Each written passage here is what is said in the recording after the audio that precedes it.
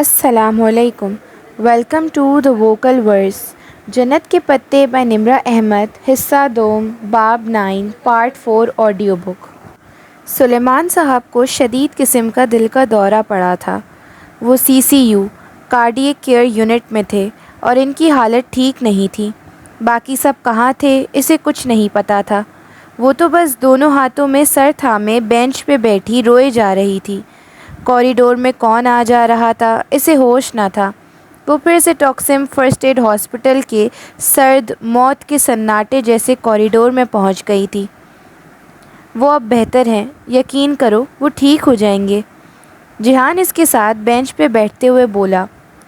رات سے وہی تھا جو ساری بھاگ دوڑ کر رہا تھا. تایا وغیرہ تو صبح آئے تھے اور اب تک پورے خاندان کو وہ وجہ بھی پتہ چل چکی تھی جو ابا کی بیماری کا باعث بنی تھی. روہیل نے شادی کر لی تھی.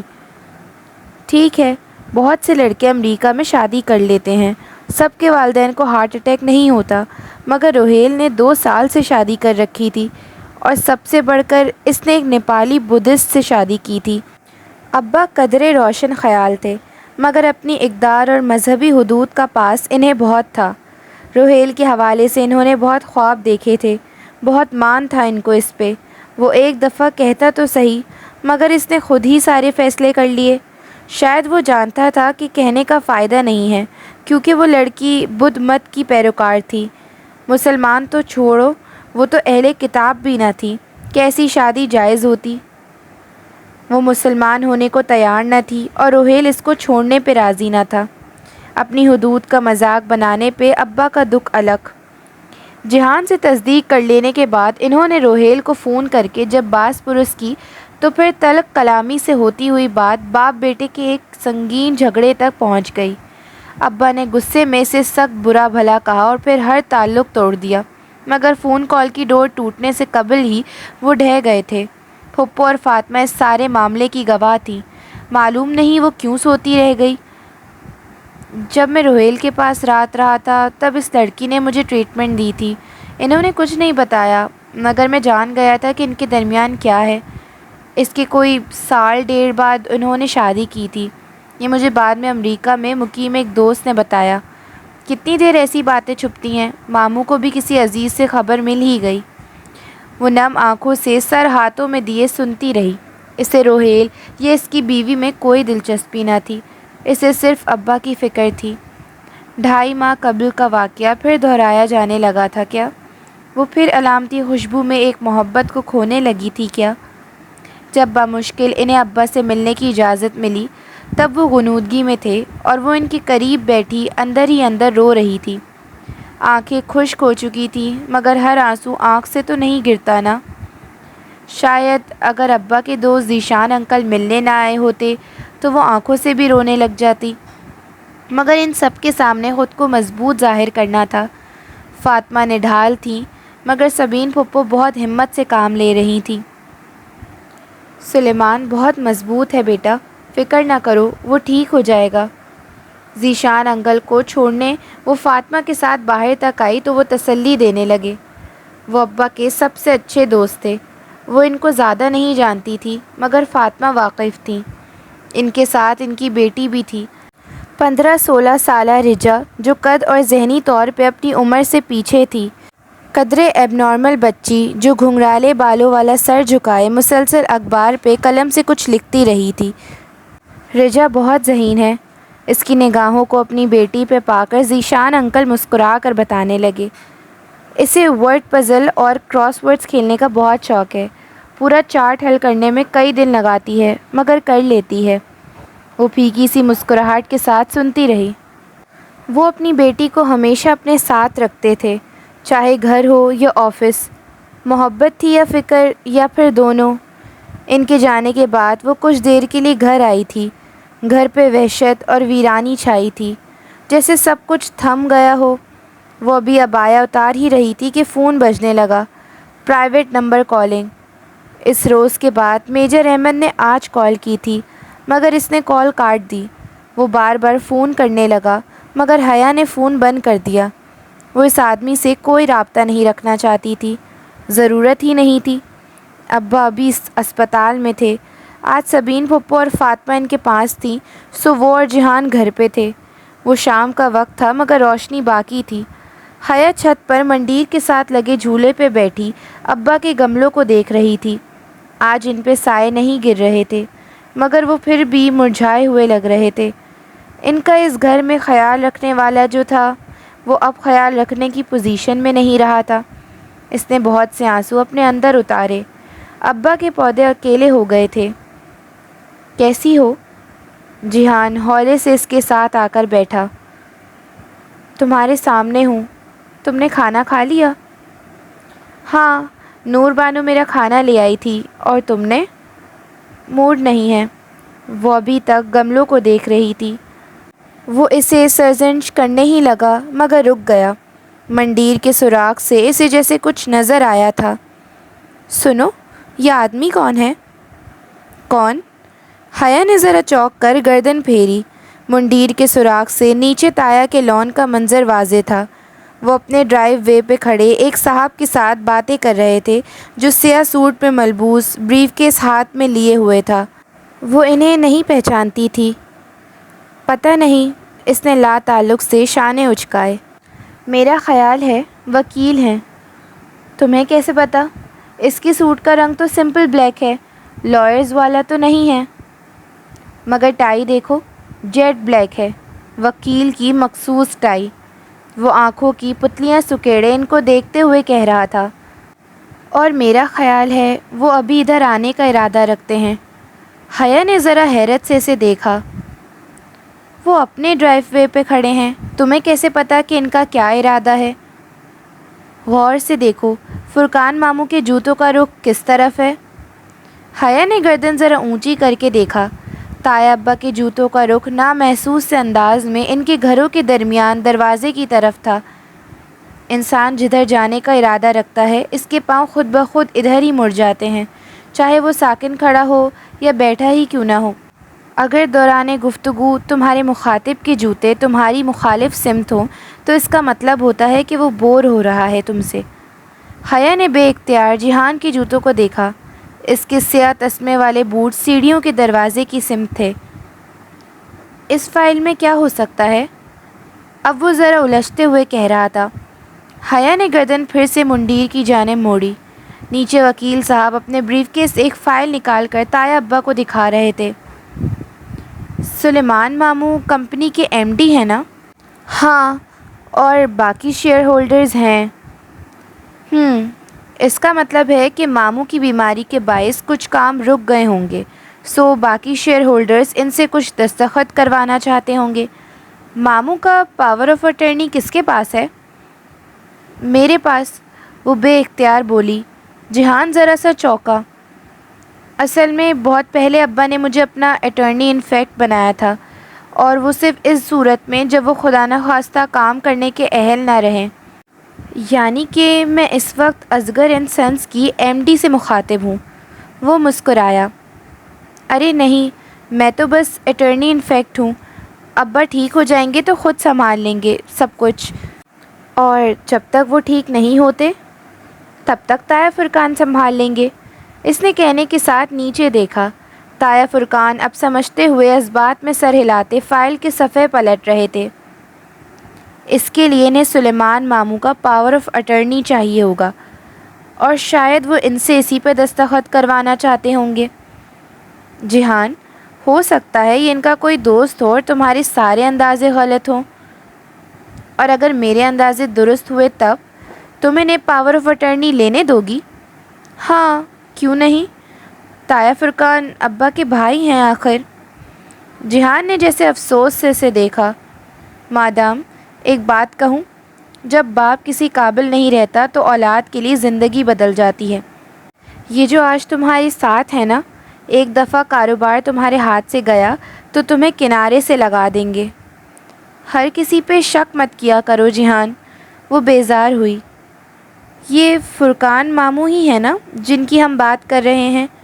آنکھیں کھولو اپنی، تم انہیں اپنے باپ کی کرسی نہیں دے سکتی حیا، اور دیکھو وہ ادھر ہی آ رہے ہیں۔ حیا بے اختیار چونکی۔ وہ دونوں حضرات واقعی تیز قدموں سے درمیانی دیوار کے منکش لکڑی کے دروازے کی جانب بڑھ رہے تھے۔ وہ ذرا سیدھی ہوئی۔ جہان کے لبوں پہ ہلکی سی فاتحانہ مسکراہٹ تھی۔ مگر جہان، ابا کی غیر موجودگی میں ان کے علاوہ کون سنبھال سکتا ہے کاروبار؟ مجھے تو بزنس ایڈمنسٹریشن کا کچھ نہیں پتہ۔ وہ مضطرب سی کھڑی ہو گئی۔ تایا ابا نے گھنٹی بجائی۔ نور بانو کچن سے نکل کر دروازہ کھولنے بھاگی۔ پتہ ہو یا نہ پتہ ہو، تم انہیں اپنی کرسی نہیں لینے دو گی۔ اپنی جگہ کبھی نہیں چھوڑتے۔ ہوٹل گرینڈ کی مثال یاد رکھنا۔ ایک پاشا نے جگہ چھوڑی تو دوسرے پاشا نے قبضہ کر لیا۔ وہ اٹھ کھڑا ہوا۔ جھولا دھیرے دھیرے ہلنے لگا۔ اب چلو، وہ اندر آ رہے ہیں۔ وہ الجھی سی جہان کے ساتھ سیڑھیاں اترتی نیچے آئی۔ تایا ابا وکیل صاحب کو باہر چھوڑ کر خود لاؤنج میں آ کھڑے ہوئے تھے۔ ان کے ہاتھ میں فائل تھی، مگر حیا کو تب بھی لگ رہا تھا کہ جہان کے اندازے غلط ہیں۔ حیا، تایا نے عجلت بھرے انداز میں سے پکارا، تمہارے ابا اس کنڈیشن میں سائن کر سکتے ہیں؟ وہ آخری سیڑھی پہ ٹھہر سی گئی۔ حالات اتنے حساس ہو چکے تھے کہ معمولی سی بات بھی بہت زور سے لگتی تھی۔ اب بھی لگی۔ انہوں نے ابا کا حال پوچھنے کی بجائے صرف دستخط کا پوچھا۔ آپ کو کیا سائن کروانا ہے؟ اسپاٹ سے انداز میں پوچھتی وہ ان کے سامنے آ کھڑی ہوئی۔ جہان بہت سکون سے آخری سیڑھی پہ بیٹھ گیا تھا اور اب گویا تماشا دیکھ رہا تھا۔ تمہارے کام کی چیز نہیں ہے، اور وہ سائن کر سکتے ہیں یا نہیں؟ تایا ابا کو اس کا سوال کرنا سخت ناگوار گزرا تھا۔ جہان ہلکا سا مسکرایا، مگر حیا تایا ابا کی طرف متوجہ تھی۔ وہ نہیں کر سکتے، ڈاکٹر نے ان سے زیادہ بات چیت سے منع کیا ہے۔ وہ دانستہ لمحے بھر کو رکی۔ آپ مجھے بتا دیں تایا ابا، شاید میں آپ کی مدد کر سکوں۔ آخر میں ابا کی اٹارنی انفیکٹ ہوں۔ تایا فرقان کو جیسے جھٹکا لگا۔ وہ حیرت بھری الجھن سے اسے دیکھنے لگے۔ تم؟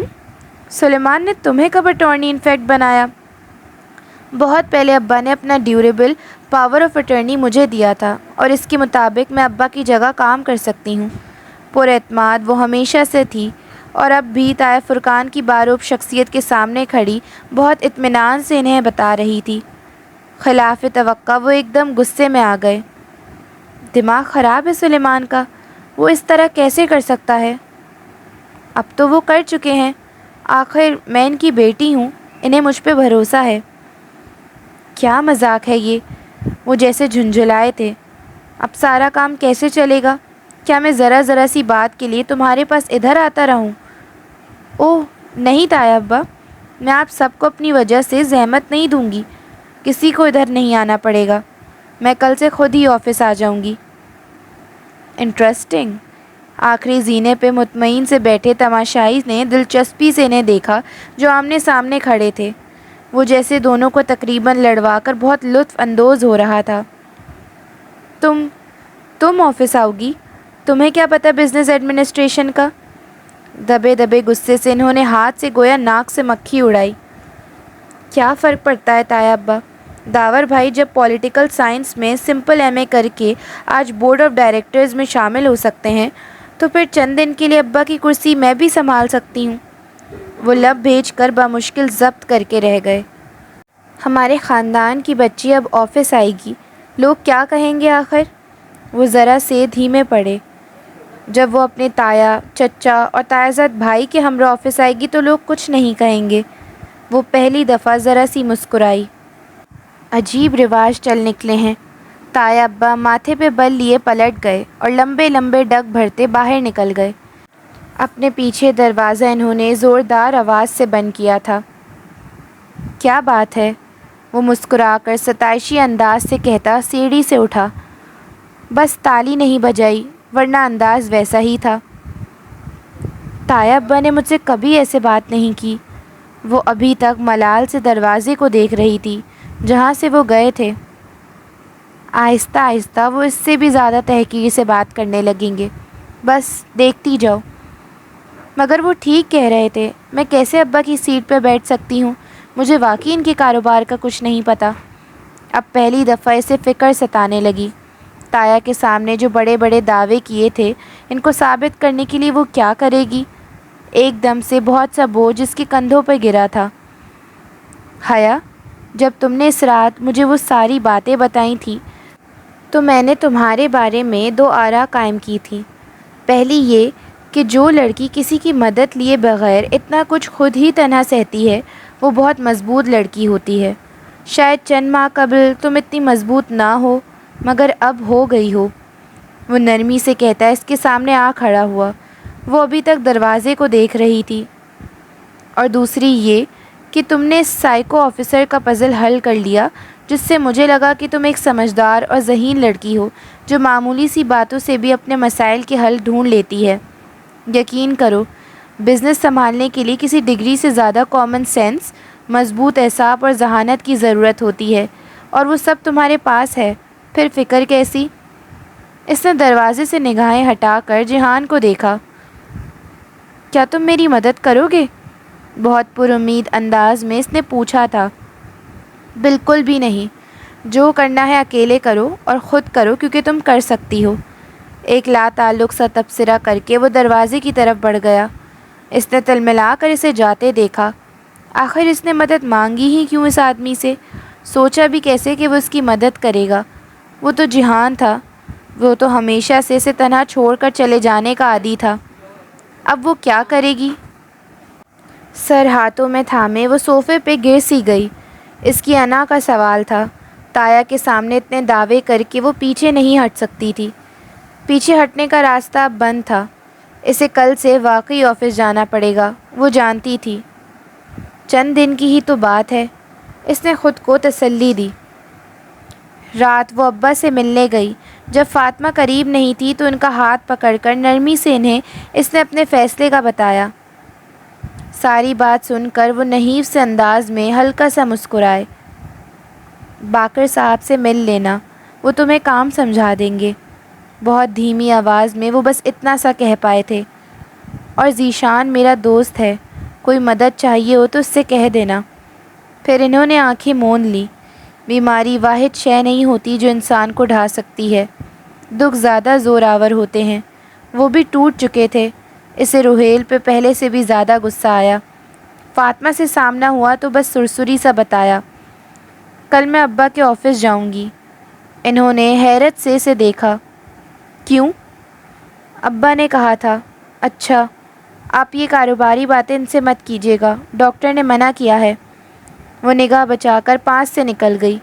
وہ فاطمہ کو جانتی تھی۔ اسے معلوم تھا کہ وہ اس کے فیصلے پہ بہت خوش نہیں ہوں گی، اور خوش تو شاید وہ خود بھی نہیں تھی۔ وہ خود بھی ایسا نہیں چاہتی تھی۔ یہ تو جہان تھا جس نے اسے پھنسوایا تھا اور پھر خود پیچھے ہٹ گیا تھا۔ سلیمان صاحب کا آفس نہایت پرتعیش انداز میں آراستہ کیا گیا تھا۔ گرے اور گہرے نیلے کی تھیم کے ساتھ سفید چمکتے ماربل ٹائلز، قیمتی پردے، شاہانہ سا فرنیچر، اور اس اونچی سیاہ گھومنے والی کرسی کی تو شان ہی الگ تھی جس پر وہ اس وقت بیٹھی تھی۔ اپنے سلک کے سیاہ عبایا میں ملبوس دونوں کہنیاں کرسی کے ہاتھ پہ جمائے انگلیوں سے دوسرے ہاتھ میں موجود پلیٹینم گھماتے ہوئے ٹیک لگا کر بیٹھی، وہ سنجیدگی سے سر ہلاتی باقر صاحب کی بریفنگ سن رہی تھی۔ نفاست سے کیے گئے نقاب میں سے جھلکتی آنکھیں متوجہ انداز میں سکڑی ہوئی تھیں۔ وہ ادھیڑ عمر اور شریف النفس سے انسان لگتے تھے، اور اب پوری جان افشانی سے اسے ابا کی کنسٹرکشن کمپنی کے بارے میں آگاہی دے رہے تھے۔ Board of directors, share holders, company کے زیر تعمیر پروجیکٹس، ٹینڈرز، وہ سب سن رہی تھی، مگر بعض اصطلاحات بہت مشکل تھیں۔ اسے سب سمجھ میں نہیں آ رہا تھا۔ رہ رہ کر اسے کاروباری معاملات میں اپنی کم علمی کا افسوس ہو رہا تھا۔ وہ خود کو سمجھا رہی تھی کہ یہ افسوس بھی کم علمی کا ہے، نہ کہ تایا کو یوں چیلنج کرنے کا، مگر شاید آخر اس ذکر پہ اسے زیادہ افسوس تھا۔ کمپنی میں 40% شیئرز آپ کے والد کے ہیں میم، 20% فرقان صاحب کے، 20% زاہد صاحب کے، اور 10% سیٹھی صاحب کے۔ اور آخری 10%؟ پہلی دفعہ اس نے زبان کھولی اور ساتھ ہی آفس کا دروازہ کھلا۔ حیا نے چونک کر دیکھا اور پھر ناگواری کی ایک لہر نے اسے سر سے پاؤں تک گھیر لیا۔ اگر اس تھوڑا سا بھی خیال آتا کہ آخری 10% شیئر ہولڈرز ولید لغاری ہو سکتا ہے تو وہ کبھی آفس نہ آتی۔ اوہ، آپ آفس آئی ہیں؟ وہ آپ پہ زور دیتا طنزیہ مسکراہٹ کے ساتھ بہت اعتماد سے چلتا اندر آیا۔ باقر صاحب کے چہرے پہ ناگواری ابھری مگر وہ خاموش رہے۔ تو سلیمان انکل کی سیٹ آپ سنبھالیں گی؟ اس کے سامنے کرسی کھینچ کر وہ ٹانگ پر ٹانگ رکھ کر بیٹھا۔ کیا بزنس ایڈمنسٹریشن میں ڈگری آپ نے ترکی سے لی ہے؟ مگر ابا کو تو آپ نے بتایا تھا کہ آپ LLB کر رہی ہیں۔ تمسخرانہ انداز میں کہتا وہ واضح طور پہ اس رات کا حوالہ دے رہا تھا۔ یہ طے تھا کہ پہلی دفعہ نقاب میں دیکھ کر اگر وہ فوراً اسے پہچان گیا تھا تو وجہ یہی تھی کہ اس نے باہر اسٹاف سے اس کی آمد کے بارے میں سنا تھا، تبھی وہ اتنی ہی اعتماد سے بے دھڑک اس آفس میں داخل ہوا تھا جس سے وہ غالباً ہمیشہ ہوتا تھا۔ تو میڈم MD، کیا ارادے ہیں آپ کے؟ کیا اب اس آفس میں طالبانائزیشن رائج ہو جائے گی؟ وہ جو خاموشی سے لب بھیجے اس کی بات سن رہی تھی، اس نے دائیں ابرو سوالیاں اٹھائی۔ سیاہ نقاب سے جھلکتی آنکھوں کی تکتی واضح تھی۔ میں نے آپ کو پہچانا نہیں۔ آپ کی تعریف؟ باقر صاحب، یہ کون صاحب ہیں؟ میم، یہ لغاری صاحب کے۔ پہچان تو خیر آپ گئی ہیں، مجھے نہیں لگتا آپ کبھی بھول پائیں گی۔ ولید لغاری کہتے ہیں مجھے۔ اور ولید صاحب، میری ایک بات کا جواب دیں۔ متوازن لہجے میں بات کاٹتے ہوئے وہ آگے کو ہوئی اور ایک دوسرے میں پھنسے ہاتھ میز پہ رکھے وہ جو استہزائی انداز سے بولے جا رہا تھا رک گیا۔ ولید صاحب، کیا میں نے آپ کو اپنے آفس میں بلایا تھا؟ ولید نے ہنس کر سر جھٹکا۔ میڈم حیا، بلکہ مسز حیا، اب جب آپ کو ادھر کام۔ ولید صاحب، کیا میں نے آپ کو بلایا تھا؟ وہ پہلے سے بلند اور درشت آواز میں بولی۔ ولید کی بھویں سکڑی۔ سلیمان انکل کے آفس میں آنے کے لیے مجھے اجازت۔ ولید صاحب، کیا میں نے آپ کو بلایا تھا؟ وہ بے حد اونچی آواز میں کہتی کرسی سے اٹھ کھڑی ہوئی۔ باقر صاحب بھی احتراماً ساتھ ہی اٹھے۔ تابعداری کا ثبوت، وفاداری کا احساس۔ ولید کی پیشانی کے بل گہرے ہو گئے۔ وہ تیزی سے اٹھا۔ سلیمان انکل میرے ساتھ یہ سلوک کبھی برداشت نہ کرتے۔ میں آپ کے ساتھ اس سے بھی بدتر سلوک کر سکتی ہوں۔ باقر صاحب، ان صاحب کو باہر جانا ہے، پلیز دروازہ کھول دیں۔ باقر صاحب نے ذرا تذبذب سے اسے دیکھا، پھر پلٹنے ہی لگے تھے کہ ولید نے ہاتھ اٹھا کر انہیں روکا۔ میں دیکھتا ہوں آپ اس آفس میں کتنے دن رہتی ہیں۔ ایک خشمگی نگاہ باقر صاحب پہ ڈالتا وہ تیزی سے پلٹا۔ حیا نے کرسی پہ واپس بیٹھتے ہوئے انٹرکام کا ریسیور اٹھایا۔ درخشاں، اگر یہ آدمی مجھے دوبارہ بلا اجازت اپنے آفس میں داخل ہوتا نظر آیا تو آپ کی چھٹی۔ سن لیا آپ نے؟ اور سنایا تو اس نے ولید کو تھا جو اس کی بات ختم کرنے کے بعد ہی باہر نکلا تھا۔ جی میم، ابا کی سیکرٹری بوکھلا گئی تھی۔ بیٹھیے۔ ریسیور واپس رکھتے ہوئے اس نے باقر صاحب کو بیٹھنے کا اشارہ کیا۔ باقی 10% شیئرز ان کے پاس ہیں میم۔ باقر صاحب نے سلسلہ کلام وہیں سے جوڑا۔ تب تک وہ چند گہرے سانس لے کر خود کو کمپوز کر چکی تھی۔ پہلے امیر لغاری آفس آیا کرتے تھے مگر گزشتہ 1 ماہ سے وہ علاج کے سلسلے میں بیرون ملک ہیں۔ چند مزید تفصیلات کے بعد وہ اسے بورڈ آف ڈائریکٹرز کی آج متوقع میٹنگ کے بارے میں بتانے لگی۔ میم، ایک ٹریڈ سینٹر کا پروجیکٹ ہے، ہمیں وہ حاصل کرنا ہے اور یعنی کہ ٹینڈر کی نیلامی ہے اور ہمیں نیلامی جیتنی ہے۔ اس نے دبے دبے جوش سے ان کی بات کاٹی۔ گزرتے کبھی کوئی سوپ سیریل دیکھتی تو اس میں عموماً ٹینڈرز کی نیلامی ہو رہی ہوتی اور مخالف کمپنیاں بولی لگا رہی ہوتی، سو کم از کم کچھ تو پتہ تھا اسے کنسٹرکشن کمپنی کے متعلق۔ باقر صاحب لمحے بھر کو خاموش ہوئے، پھر نفی میں سر ہلایا۔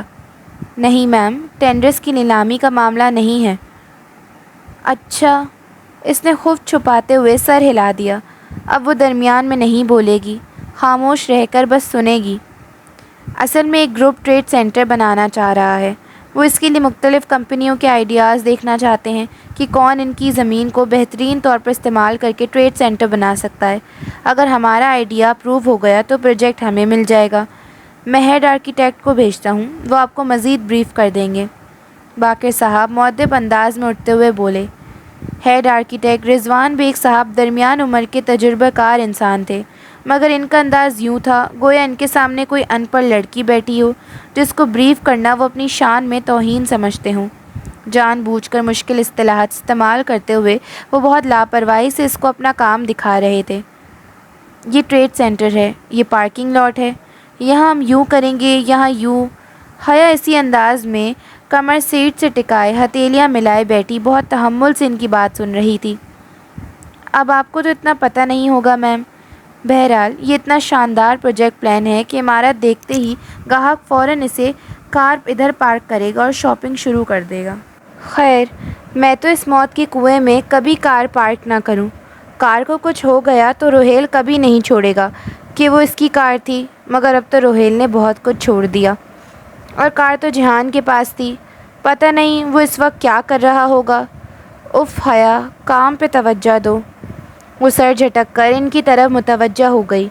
ڈیزائن کی اسے واقعی کچھ سمجھ نہیں تھی، لیکن اگر وہ اتنے قابل آرکیٹیکٹ اس کی اتنی تعریف کر رہے تھے تو یقیناً وہ بہت اچھا ہوگا۔ وہ قائل ہو گئی تھی۔ بورڈ آف ڈائریکٹر کی میٹنگ اس کی توقع سے زیادہ بری رہی۔ جب وہ کانفرنس روم میں داخل ہوئی تو لمبی کانفرنس ٹیبل کے دونوں اطراف کرسیوں کی قطاروں پر افراد منتظر سے بیٹھے تھے۔ سربراہی کرسی خالی تھی۔ وہ فائل سنبھالے تیز تیز قدموں سے چلتی کرسی تک آئی۔ کوئی اس کے لیے کھڑا نہیں ہوا۔ اس نے میز پہ پرس رکھا اور کرسی سنبھالتے ہوئے فائل کھولی۔ پھر گردن اٹھا کر دیکھا تو سب مرد حضرات اسی کی طرف متوجہ تھے۔ تایا فرقان، زاہد چچا، داور بھائی، ولید، چند غیر شناسا چہرے۔ لمحے بھر کو اس کا اعتماد ڈانوا ڈول ہوا۔ جو لڑکی اتنا کچھ تنہا سہتی ہے وہ بہت مضبوط لڑکی ہوتی ہے۔ اس نے فوراً سے خود کو سنبھال لیا۔ تمہید کے بعد وہ اپنے ازلی پر اعتماد اور دو ٹوک میں انداز میں کہنے لگی، سلیمان اصغر کے اٹارنی انفیکٹ ہونے کے ناطے ان کی صحت یابی تک میں ان کی سیٹ سنبھالوں گی۔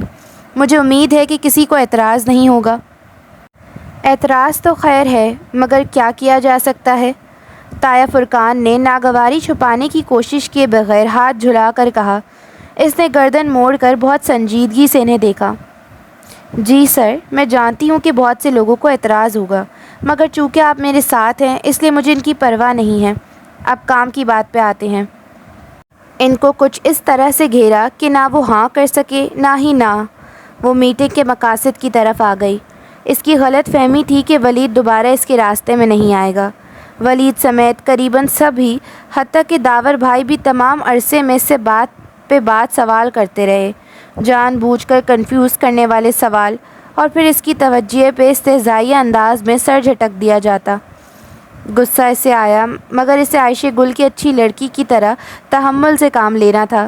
لیکن آخر میں اس کا صبر جواب دے گیا جب داور بھائی نے بہت چپتے ہوئے انداز میں کہا، میڈم، آپ کا تو LLB بھی مکمل نہیں ہوا، تو آپ ایک کنسٹرکشن فرم کی پیچیدگیاں کیسے سمجھ پائیں گی؟